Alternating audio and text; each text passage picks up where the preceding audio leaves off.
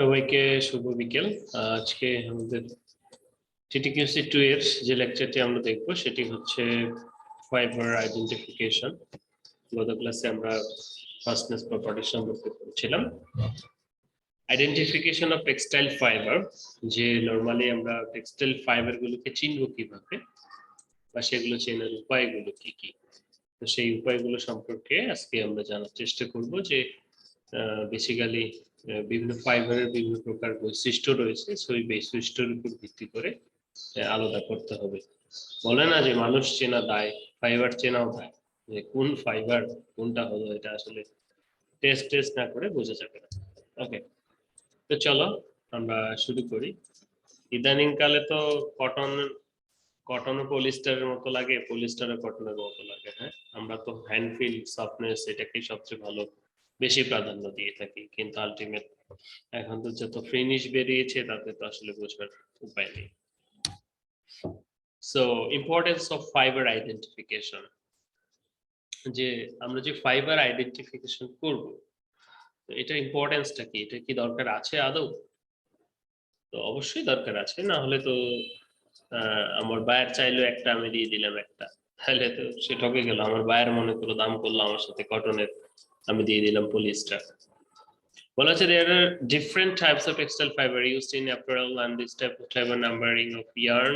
Therefore, it is necessary to learn the different methods of identify textile fibers. So the knowledge of identifying the textile fiber helps to produce of garments. To identify the type of fiber and care have been maintained fabrics made of particular type of fiber.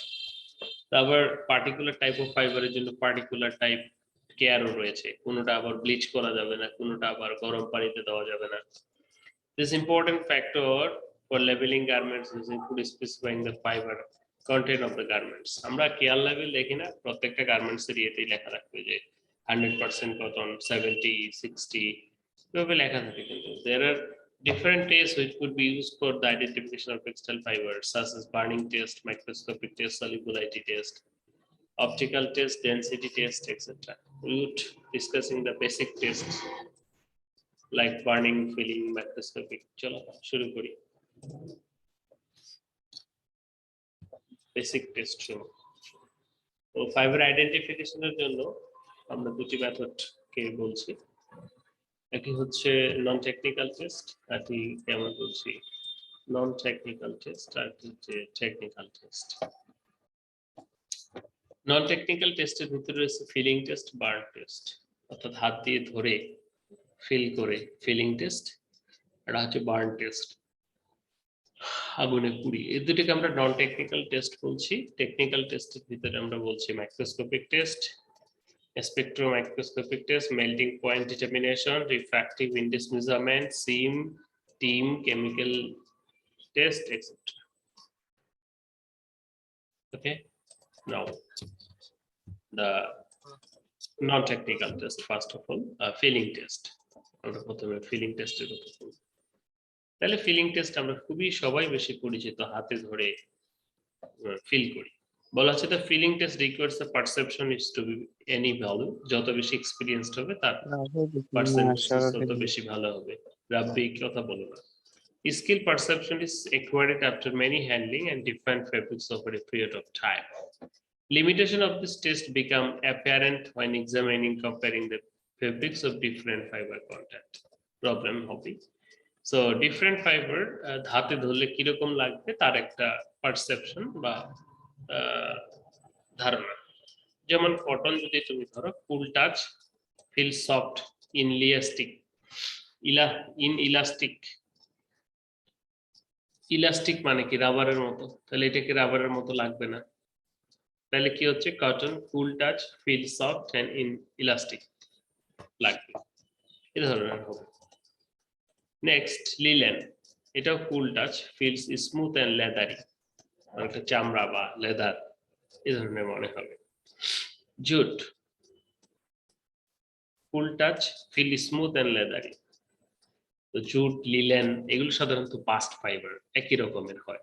Cotton এটা হচ্ছে cellulosic fibre, সেজন্য এদের touch গুলো একই রকম, কিন্তু ফিলিংসটা একটু ভিন্ন। সিল্ক এর ক্ষেত্রে বলা হচ্ছে warm to touch, feel elastic feel হবে, স্মুথ। উলের ক্ষেত্রে বলা হচ্ছে warm to touch, feel elastic and springly, spring এর স্প্রিংলি জীবনে হবে এরকম। ওকে। রেয়ন, রেয়ন কি বলা আছে? Cool to touch, feel smooth, elastic and lustres. Rayon কি? এটা manmade fibre, manmade cellulosic fibre. তাহলে সেলুলোজিক ফাইবার হলে cool touch, feel smooth, elastic and lustre. একটা জিনিস খেয়াল করবা, লাস্টার হচ্ছে আলো কত বেশি প্রতিফলিত করতে পারে। তাহলে যার তল যত বেশি মসৃণ সে বেশি তত প্রতিফলিত করতে পারবে। ন্যাচারাল ফাইবার সমূহ থেকে ম্যানমেড ফাইবার সমূহের তলগুলো মসৃণ এবং তারা বেশি আলো প্রতিফলিত করতে পারে, ফলে তারা বেশি লাস্টার আছে। Acetate iron, rayon, warm to touch, feels smoother and more elastic and resilient than rayon. Nylon feels very smooth, light, elastic and luster. Polyester feels very smooth and stiffer. একটু শক্ত শক্ত মনে হয়। And acrylic feels wool but lightweight and slippery feelings. Okay. এখানে যে বৈশিষ্ট্যগুলো আমরা দেখলাম, এখন প্রশ্ন হতে পারে স্যার এটা মনে থাকবে না, বা এটা ধরে কিভাবে বুঝবো? এটা ওই যে একদিনে তো হবে না, যারা আস্তে ধরে কাজ করতে করতে, যেমন তুমি যদি ফ্যাক্টরিতে কাজ করে থাকো, এটা কত জিএসএম এর কাপড় তোমার ধরলেই তুমি বুঝতে পেরে যাবে। ঠিক আছে, মেথড অফ অভিজ্ঞতা বলা যেতে পারে। এরপরে সেকেন্ড নন টেকনিক্যাল টেস্ট, সেটিকে আমরা টেস্ট বলছি। সেটি হলো বার্নিং টেস্ট। তো এই বার্নিং টেস্টটা কিভাবে, যে যখন আমরা বার্ন করব, তো বার্ন করলে এটা কি ধরনের অ্যাপিয়ারেন্স হবে বা কি ধরনের গন্ধ দিবে সেটিকে বলেছে। To recognise the composition of the fabrics by the burning test, the sample fibre or yarn fabric should be moved slowly towards the small flame and the direction of her carefully observed. The burning test relies on the fact that the chemical composition fiber will largely determines its the behavior when exposed to a flame. যে যখন একটা flame exposed করা হয় তখন এটার যে chemical composition, যার কারণে তার বার্নিং বিহেভিয়ারটা চেঞ্জ হয় বা হয়। The nature, contraction, smell, combustion, and ash of the fiber will normally provide indication of the genetic type. Classic example being animal fiber, cellulosic fiber, acetate, and other thermoplastic synthetics. So burning odor should be noted, and the characteristics of such amount from hardness and color should be examined. কি দেখবো? যে burning odour should be noted, কি ধরনের গন্ধ হচ্ছে, and the characteristics of the ash, এবং যে ছাইটা থাকছে সেই ছাইটার ক্যারেক্টারিস্টিক্স, সেই ছাইটা কিরকম, কতটুকু থাকছে, কি ফর্মে থাকছে, দেখি শক্ত শক্ত গুঁড়া গুঁড়া হার্ডনেস করে আছে কিনা, এন্ড কি কালারে থাকছে। তো চলো প্রথমটা, সেলুলোজিক ফাইবার, জুট আর কটন। সেলুলোজিক ফাইবার হলেই হলো, বাসায় ট্রাই করতে পারো। সেলুলোজিক ফাইবার কি করছি আমরা, বলা হচ্ছে burn with little ash with yellow flame, smell similar to that burn of paper. কি হবে, burns with little ash, অল্প ash, and flame হবে yellow, smell like যেমন কাগজ পুড়ছে বা পেপার পুড়ছে এ ধরনের ফিল হবে। ঠিক আছে, ওকে। প্রোটিন ফাইবার যেমন সিল্ক অথবা উল, এটি বলা হচ্ছে burn slowly with light sizzle and crisp flaming. This is flame হবে force. The ash is dark and crisp, চটচটে dark, and crushed easily with finger. They smell like burning human hair. আমরা যদি করি যে ওই যে চুল পড়া দেয় না, মাথার চুল বা এই জন্য, তখন এটা একটু গুটি পাকিয়ে থাকে না, সেটাকে হাত দিয়ে এরকম করলে গুঁড়ো হয়ে যায়। Like nylon polyester burn slowly with melting, এখানে বৈশিষ্ট্য কি, এটা মেল্ট করবে, গলে যাবে। The ash is brittle and hard black bead with form, residue থাকবে দিয়াশালের কাছের মতো। acrylic fiber. The sample fuses and shrink away from the flame. কুচকে যাবে, melts হবে and burn vigorously, leaving hard, dark, brittle residue. Okay. তো আমরা cellulosic, protein, nylon, acrylic fibre সমূহ যদি আগুন ফ্লেমে দেওয়া হয় কি ধরনের আচরণ করবে সেটা কিছু জানলাম, বৈশিষ্ট্য সমূহ। তো এখন আগুন ফ্লেমে দিয়ে বৈশিষ্ট্যগুলোর সাথে মেলাতে হবে যে আদৌ মেলে কিনা। So if possible then you can do that.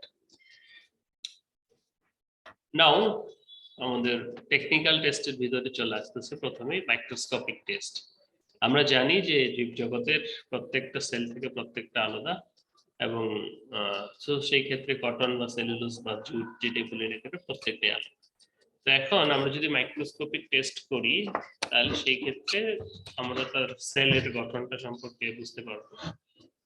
বলা হচ্ছে microscopic test is a test technical test involve identifying the fabric with the help of a microscope magnifying minimum 100 powers. Then the test can easily distinguish between the fiber. The test identifies the natural fiber more easily as compared to the man-made fiber. Synthetic fiber are very similar appearance. কারণ হচ্ছে এক একটা natural ফাইবারের morphology এক এক রকম, অর্থাৎ ফাইবারের গঠন এক এক রকম, বাট সিনথেটিক ফাইবার সম্ভবত একই রকম স্পিনারেট দিয়ে বানানো হয় বলে সেটার ভিতরে আসলে। ওকে, কটন প্রথমে আমরা যদি মাইক্রোস্কোপের নিচে দেখি লংগিটিউডিনাল ভিউ, লম্বালম্বি, বলা হচ্ছে matured flat cotton ribbon like, ফিতার মতো, রিবন লাইক উইথ কনভলিউশনস, এরকম কনভলিউশনস রয়েছে ভাঁজ, thick wall and small lumen, wall thick and small lumen, ছোট lumen. Immature are thin wall and large lumen with few convolutions. Date are very thin, small and transparent. And mercerized cotton is smooth, cylindrical, fewer convolution lumen with sometimes be absent. এগুলো যদি আমরা একটা মাইক্রোস্কোপের নিচে cotton গুলোকে দেখি তাহলে এরকম দেখাবে। ওকে ওকে, নেক্সট কটনের একটা ভিউ গেল, এটা হলো লম্বালম্বি ভিউ বা লম্বালম্বি দেখলে কেমন দেখাবে। এবার যদি বলি আমরা ক্রস সেকশনাল ভিউ, কেটে ফেলবো, মানে কলা গাছ লম্বালম্বি আছে, কেটে ফেললে সেটা কি ক্রস সেকশনাল। ক্রস সেকশনাল কিরকম লাগবে, এটি সাধারণত কিডনি শেপ লাগবে, এই কিডনির মতো দেখাচ্ছে, কিডনি শেপ লাগবে, elliptical, elliptical, very thin like a strip and nearly round or circular. এটা যখন মার্সারাইজ কটনের ক্ষেত্রে যাব তখন এটি কিন্তু একেবারে সার্কুলার হয়ে যায়। ঠিক আছে, ওকে। নাও লিলেন, তাহলে লিলেনও একটা ন্যাচারাল ফাইবার, তো সেটা লংগিটিউডিনাল ভিউটা কিরকম হবে, smooth and bamboo like cross marking nodes, বেম্বুর মতো এখানে যে ক্রস মার্কিং নোটস রয়েছে, ঠিক আছে, এবং cross marking nodes, no lengthwise striation, narrow lumen, এরকম কোনো খাজ বা এই ধরনের কিছু নাই, ন্যারো, এখানে যে লুমেনটা সেটা খুবই ন্যারো। ঠিক আছে, ওকে। ক্রস সেকশন ভিউ, এটাকে যদি কেটে ফেলা হয় তাহলে কিরকম দেখাবে, বলা হচ্ছে sharp polygonal shape with straight line, polygonal shape, বেঞ্জিনের মতো, polygonal shape with straight sides, side গুলো, immature oval shape and large lumen, এটি সাধারণত ম্যাচিউরের ছোট ছোট লুমেন। ওকে, লিলেনের ক্ষেত্রে এরকম। নাও হ্যাম্প, আমাদের দেশে চাষ হয় না, একই ধরনের বাস্ট ফাইবার, বলা হচ্ছে লংগিটিউডিনাল ভিউটা কিরকম, বলা হচ্ছে smooth and cylindrical with cross marking nodes, এখানে ক্রস মার্কিং নোটস রয়েছে, lengthwise striation, broad lumen, lumen বড় বড়, স্টেরিয়েশন ইয়ে রয়েছে। Cross sectional view partially polygonal, এতটা পলিগোনাল না, পার্শিয়ালি। জুট, এটা আমাদের জানা দরকার, জুটের বলা হচ্ছে cylindrical with uneven diameter, a lumen is broad, is vigorously grayed, uneven diameter surface, ঠিক ঠিক আছে, cylindrical. Cross sectional, rounded polygonal with central lumen. Rounded, near rounded polygonal with central lumen. একটা জুটের ভিতরে, এটা আমরা বলি ক্রস সেকশনাল। ওকে, এরপরে উল চেনার উপায় হচ্ছে খেজুর গাছের মতো স্কেল ফরমেশন হয়। Longitudinal view, cylindrical, irregular rough surface, scale like structure, dark medulla may appear on the coarser wool fibers. খেজুর গাছের মতো। Nearly round or circular medulla may appear. এটাকে যখন কেটে ফেলা হবে ক্রস সেকশন, এটা প্রায় রাউন্ড, বাট এখানকার যে মেডুলা গুলা সেগুলো এখানে দেখা যাবে। সেম লংগিটিউডিনাল ভিউ, হাড়ের মতো, হাড়ের সাথে গোস্ত লেগে আছে নাকি। So smooth surface structure, less triangular shape, transparent. Okay, while Tusha silk, broad fiber, fine longitudinal lines. Cross sectional key, triangular shape,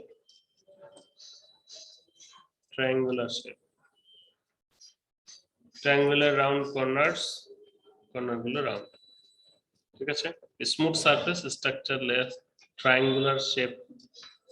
Okay.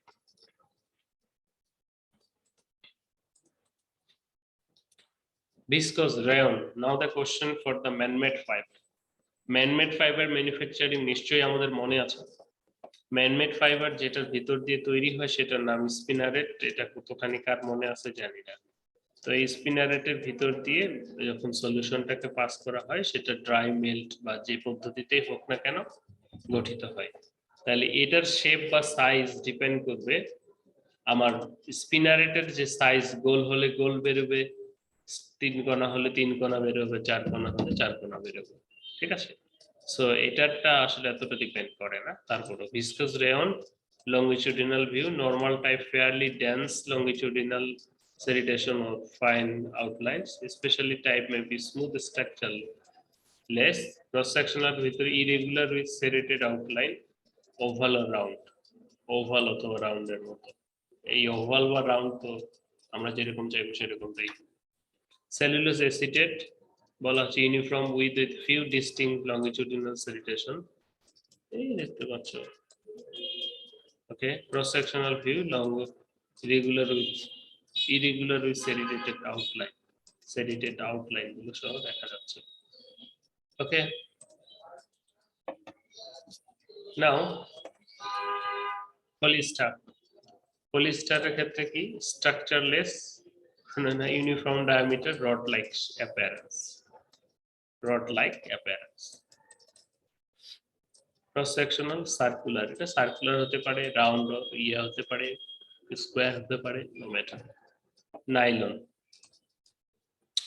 Longitudinal view, structureless মানে তুমি যে এরকম স্ট্রাকচার দিবা, uniform diameter, rod like appearance, cross sectional circular. Okay, এগুলো গেল microscopic test, অনেকগুলো ফাইবারের আমরা দেখলাম। এবার একটু দেখা দরকার কেমিক্যাল টেস্ট। তো কেমিক্যাল টেস্ট কি বলছে যে chemical test are another technical means of identifying fiber, but the chemical tests are not intended to general consumer. Different types of chemical tests are undertaken to establish laboratory. চলো প্রথমে চলে আসতেছে Steyn test. Steyn মানে কি দাগ। বলা হচ্ছে different chemical composition and reactivity of different fiber types causes them to have particular affinity for specific dye or stain types. This had led the development of mixed dyes and specific preference fiber and identification of the five types. Test procedure কি বলছে, a drop of zinc chloride reagent is applied to the fiber and cover slip to avoid the bubbles. After few minutes the sample staining observed microscope. Staining মানে দাগ করবে, তাহলে zinc chloride reagent দিয়ে আমরা sample গুলো চুবিয়ে রাখবো, তাহলে কি হবে ওখানে দেখি। বলা হচ্ছে হ্যাম, প্রেমি এন্ড কটন এরা সাধারণত ভায়োলেট স্টেইন করবে, দাগ করবে। Flux stage brownish violet, jute পড়বে ব্রাউন, আনব্লিচ জুট লিগনিনের কারণে ম্যাগনেটা হবে, সিল্ক হবে ইয়েলো ব্রাউন। ঠিক আছে, এটা যদি আমরা জিঙ্ক ক্লোরো আয়োডাইড রিএজেন্ট দিয়ে ট্রিটমেন্ট করি, করার পর এটার এই ধরনের অ্যাপিয়ারেন্স আসবে। ওকে, এরপরে আরো কিছু কেমিক্যাল টেস্টের ভিতরে সলভেন্ট টেস্ট রয়েছে, যেহেতু বিভিন্ন প্রকার সলভেন্টে বিভিন্ন প্রকার ফাইবার বিভিন্ন প্রকার আচরণ দিয়ে থাকে। ফ্যাক্টরিতে যে টেস্টটা বেশি হয় সেটা সলিউবলাইজিং টেস্ট বা কার্বনাইজিং টেস্ট বলে থাকে। সাধারণত সালফিউরিক অ্যাসিড দিয়ে টেস্টটা করা হয়, কারণ সালফিউরিক অ্যাসিডে আমরা জানি সেলুলোজিক ফাইবার সমূহ পুড়ে যায়। এটা সাধারণত ম্যাক্সিমাম ক্ষেত্রে তখন করা হয় যখন 60-40 বা পিসি ব্ল্যান্ডস বা সিবিসি এ ধরনের ফেব্রিক থাকে, তার কম্পোজিশন জানার জন্য। আগে এক টুকরা ফেব্রিক কেটে নেওয়া হয়, সেটা ওজন করে নেওয়া হয়, এরপরে কার্বন অর্থাৎ সালফিউরিক অ্যাসিডে কটনটা পুড়িয়ে আবার পলিস্টারটা ওয়াশ করে ড্রাই করে ওজন করা হয়। তাহলে আমার যে ইয়ের প্রান্ত পরিমাণটা থাকলো, অর্থাৎ কিসের পরিমাণ, এই যে কটনেরটা, সেটা কিন্তু পুড়ে গেল, শুধু পলিস্টারটা থাকলো, তখন এখান থেকে আমরা সাধারণত ফ্যাক্টরিতে বের করে থাকি। তো সেভাবেই বলা হচ্ছে that test involves the treating the fibers certain solves of identification them. The technical test is becoming difficult to conduct as most of the manufactured fibers and their blends are chemically similar. So there are no individual chemical or solvent for separating, identifying the fibers from the combination.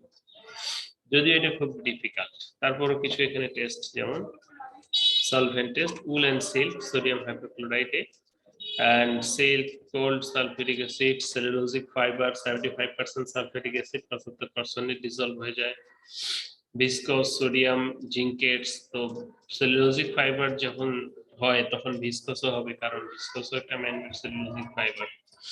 Acetate, triacetate, rayon, তারা সাধারণত acetic acid, acetone ইত্যাদিতে হয়। Nylon 6,6 HCl, formic acid, acrylic, dimethyl formide at cold, ammonium tricyanate, nylon 6-DM at boil, polyester, metacrysol 95 degrees centigrade and fluorophenols at boil, polypropyl metaxylene boil, etc. এগুলোর মাধ্যমে যদি আমরা treatment করি তাহলে আমাদের ফাইবারগুলো dissolve হবে, সেখান থেকে আমরা সিদ্ধান্তে উপনীত হতে পারবো যেটা এই ফাইবার। গেল সলভেন্ট টেস্ট। এরপরে মেল্টিং পয়েন্ট ডিটারমিনেশন। দেখো, আমাদের প্রত্যেকটা ফাইবারের একটা নির্দিষ্ট মেল্টিং পয়েন্ট রয়েছে, তো সেই মেল্টিং পয়েন্টে তারা সাধারণত ইয়ে দিয়ে থাকে, প্রভাবিত হয় বা দিয়ে থাকে, বিশেষ করে পলিমারিক যেগুলা সেগুলো, আর যেগুলো থার্মো ন্যাচারাল সেগুলো তার মেল্টিং পয়েন্ট নাই। তো এখানে বলছে যে the thermoplastic nature of mechanical chemical structure causes them to soften and shrink on the application of heat. The temperature at which the changes occur can provide a useful diagnostic feature for the fiber type even through the okay. তো আমরা দেখি acrylic বলা হচ্ছে does not melt but decompose with discoloration. এটা melt হয় না সাধারণত acrylic, কিন্তু discoloration হয়। aramid does not melt, ওকে, তার মানে মেল্ট হয় না। সেলুলোজিক ডাইঅ্যাসিটেট 250 থেকে 255 ডিগ্রি সেন্টিগ্রেড, সেলুলোজ ট্রাইঅ্যাসিটেট 290 থেকে 300, এন্ড ফ্লুরোফাইবার 185 থেকে 210, monoacrylic does not melt but decompose with discolouration. এই যে ডিকম্পোজ মানে হচ্ছে নষ্ট হয়ে যাওয়া, কিন্তু এটা পরে সাধারণত এটা দিয়ে হয় না, যেগুলো হচ্ছে না। নাইলন 6 ডিসকালারেশন, নাইলন 6 and 6 210 থেকে 216, পলিস্টার 252 থেকে 260 গলে যাবে, পলিথিন 250 থেকে 260, পলিইথিলিন 133, পলি প্রোপিলিন 160 থেকে 115। তাহলে প্রত্যেকটা ফাইবারের একটা স্পেসিফিক মেল্টিং পয়েন্ট আছে, তাহলে সেই স্পেসিফিক মেল্টিং পয়েন্টটা থেকেও বা সেই স্পেসিফিক মেল্টিং পয়েন্টটা দিয়েও কিন্তু আমরা এটা করতে পারি। ঠিক আছে, ওকে।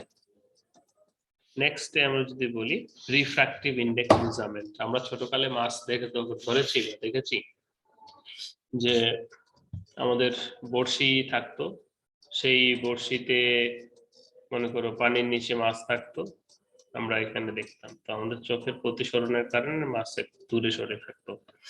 তো এটাকে আমরা রিফ্র্যাক্টিভ ইন্ডেক্স বলছি। তো প্রত্যেকটা ফাইবারের জন্য রিফ্র্যাক্টিভ ইন্ডেক্স সেম যদি সলিউশন হয়ে থাকে, সেই ক্ষেত্রে রিফ্র্যাক্টিভ ইন্ডেক্স গুলো ভিন্ন ভিন্ন হয়।